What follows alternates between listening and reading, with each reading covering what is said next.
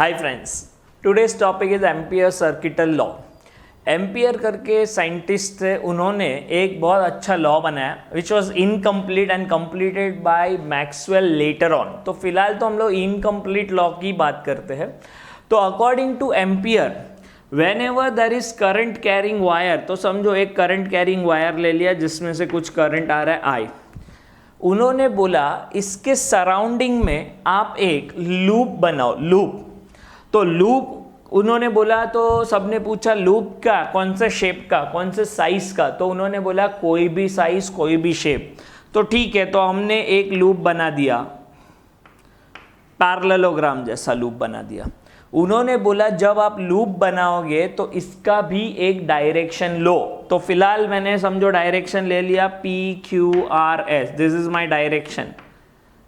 और ये लूप पे एक स्मॉल एलिमेंट कंसिडर करेंगे, तो क्या ये एलिमेंट का डायरेक्शन होगा? तो आंसर है यस, क्योंकि हमने लूप का भी डायरेक्शन लिया है। तो this is DL bar, small element लिया।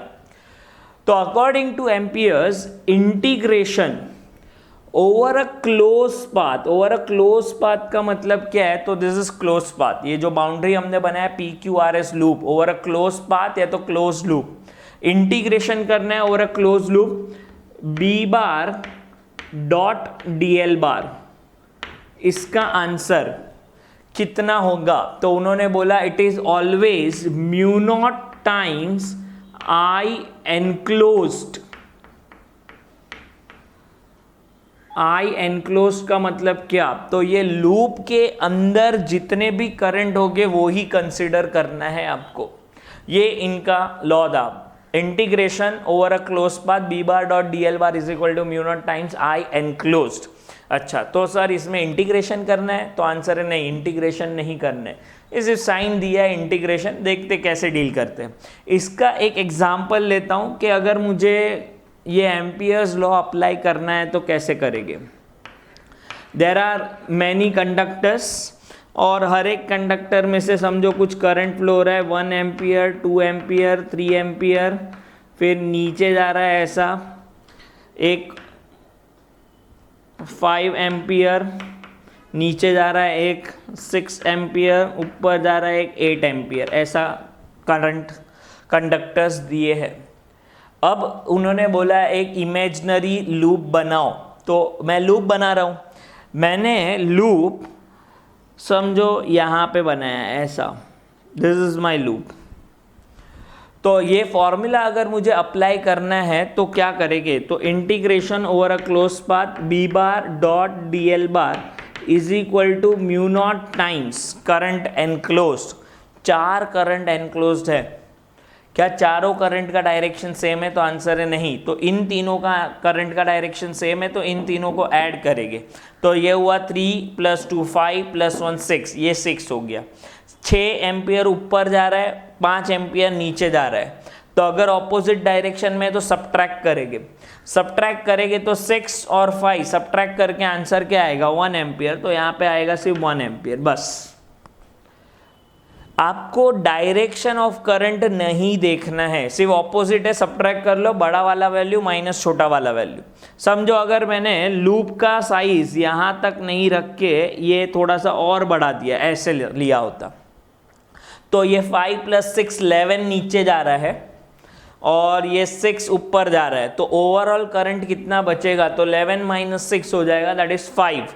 तो ये फॉर्मूला बन जाएगा म्यू नॉट टाइम्स 5 एम्पियर। फिर 8 एम्पियर लेने का क्या? तो आंसर है नहीं लेने का, बिकॉज वो लूप के बाहर है, इसके लिए 8 एम्पियर नहीं लेना है। तो इन शॉर्ट अपने को करना क्या है? तो लूप के अंदर जितने रहेंगे उतने अपने को लेने हैं, कंसिडर करना है। यही हम लोग यूज करके अब एक इंपॉर्टेंट फॉर्मूला डिराइव करेंगे जो अभी तक हम लोग यूज कर रहे थे, that is magnetic induction B due to infinitely long straight conductor। ये ऑलरेडी हम लोग फॉर्मूला यूज कर रहे थे, लेकिन अब डिराइव अब करेंगे। कैसे डिराइव होगी? तो will consider infinitely long straight wire carrying some current I, और मैंने बोला मुझे मैग्नेटिक इंडक्शन ढूंढना है at some distance r from the wire. तो अकॉर्डिंग टू एम्पियर्स लॉ पहले तो हम लोग को एक इमेजिनरी लूप बनाना है। अब मैं बार बार इमेजिनरी लूप बोल रहा हूं, तो फिर लोगों ने बोला इसको कुछ नाम ही दे दो। तो ये इमेजिनरी लूप को फिर नाम दिया Amperian loop, which is a imaginary loop, क्योंकि एम्पियर करके साइंटिस्ट ने बनाया था, उसको रिस्पेक्ट देने के लिए उसका नाम दे दिया एम्पीरियन लूप। तो एक एम्पीरियन लूप बनाएंगे। तो यहाँ पे एक सर्कुलर लूप बनाया मैंने। सर सर्कुलर ही क्यों लिया, उसने तो कुछ बोला नहीं है। तो अब साइंटिस्ट लोगों ने थोड़ा मॉडिफाई किया। क्या मॉडिफाई किया, तो बोला लूप हम जो लेंगे ना वो मैग्नेटिक फील्ड के डायरेक्शन में लेंगे। तो अगर मैं स्ट्रेट वायर की बात करूँ तो मैग्नेटिक फील्ड ऐसा सर्कुलर बनेगा, इसके लिए लूप भी सर्कुलर ले लिया। अगर मैग्नेटिक फील्ड ऐसा सीधा बनेगा तो हम लोग सीधा ले लेंगे कुछ। तो जैसा मैग्नेटिक फील्ड बनेगा ना वैसा ही हम लोग लूप भी कंसिडर करेंगे। अच्छा, तो अब नेक्स्ट क्वेश्चन ये आता है कि ये लूप का डायरेक्शन क्या लेने का। तो मैग्नेटिक फील्ड का डायरेक्शन क्या है पहले वो बताओ। At this point magnetic field, तो magnetic field is always tangent to magnetic lines of force. तो अगर मेरा ये स्ट्रेट कंडक्टर है तो इसका मैग्नेटिक फील्ड कुछ ऐसा सर्कुलर में होता है, और ये पॉइंट पे अगर मैंने पूछा तो टेंजेंट जो बनाएंगे वो मेरे साइड पे आएगा टेंजेंट। वैसा ही यहाँ पे भी है, ये 2D डायग्राम है, अभी मैंने दिखाया वो 3D में है। तो 2D डायग्राम में हम टेंजेंट कुछ ऐसा बनाएंगे, ये बी बार का डायरेक्शन। तो पहले बी बार का डायरेक्शन मार्क करो, उसके बाद लूप का डायरेक्शन डिसाइड करेंगे, और लूप का डायरेक्शन भी बी बार के डायरेक्शन में ही लेने का।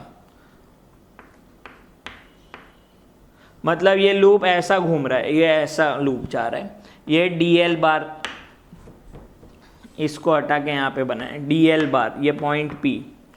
तो DL बार और B बार के बीच में एंगल हमेशा 0 रखने का ट्राई करना है, क्योंकि cos 0 पे मैक्सिमम वैल्यू होता है 1। तो ये DL बार और B बार के बीच में एंगल 0 बना दिया। Now according to Ampere's loop law, B bar dot DL bar over a closed path is equal to mu naught times current enclosed by the loop। तो ये लूप ने सिर्फ एक ही करंट एनक्लोज किया है, दैट इज I। तो यहाँ पे I आ गया। इनका डॉट प्रोडक्ट का वैल्यू होगा B DL cos थीटा, और थीटा का वैल्यू हम लोग ने रखा है 0। तो इंटीग्रेशन बन जाएगा B into DL is equal to mu not times I। B अगर अपन सोचेंगे ये लूप पे यहाँ पे सब जगह पे B सेम ही रहेगा, क्योंकि ये सब डिस्टेंस R है, ये सब डिस्टेंस R है। तो B का वैल्यू कांस्टेंट है थ्रू आउट, तो ये इंटीग्रेशन के बाहर आ गया, इंटीग्रेशन ऑफ DL। अब DL का इंटीग्रेशन का मतलब क्या, तो ये DL यहाँ पे लिया, फिर छोटा DL ऐसा कंप्लीट करेंगे तो पूरा लूप हो जाएगा, और पूरे लूप का लेंथ हो जाएगा 2 पाई r विच इज सर्कमफरेंस।